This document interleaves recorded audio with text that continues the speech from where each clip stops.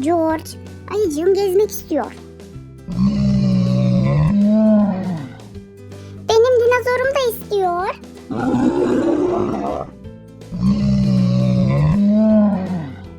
Biz ayıcığımla kum havuzuna gitmek istiyoruz. Tamam. Anne, biz gezmeye gidiyoruz. Tamam çocuklar, ama çok geç kalmayın. Öğle yemeğini hazırlamaya başlıyorum.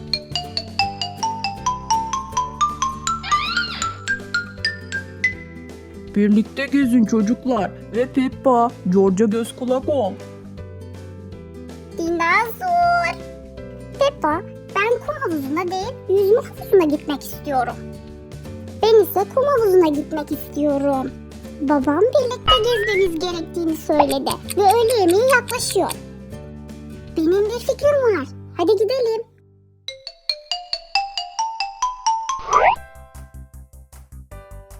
Bak. Bu bir uçak.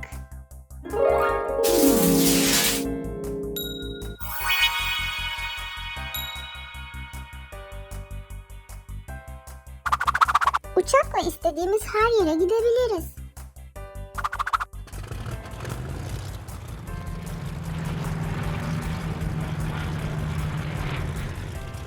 Peppa, kum havuzunu görebiliyorum.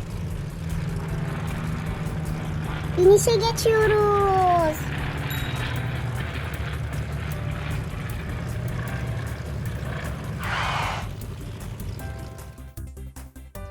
Ne çabuk geldik ama.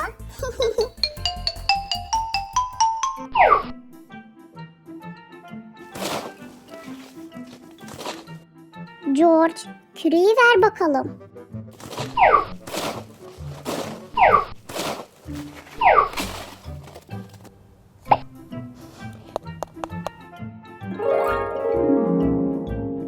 İyi iş çıkarıyorsun.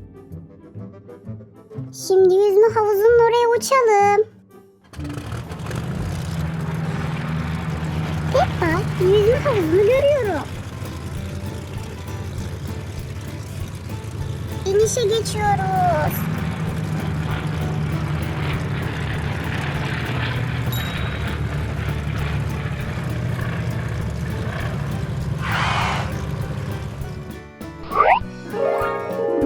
George, bir tekne seç bakalım.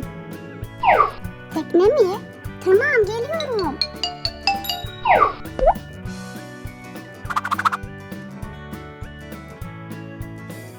Hadi ama George, yetiş bana.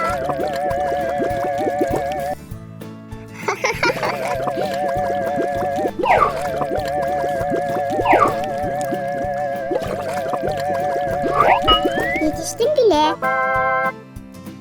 Ay, öğle yemeğini unuttuk. Eve gitme zamanı.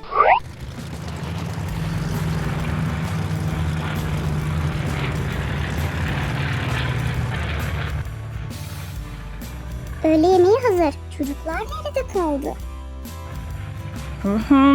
Endişelenme canım. Anne, gecikmedik değil mi? Baba, biz uçağa bindik.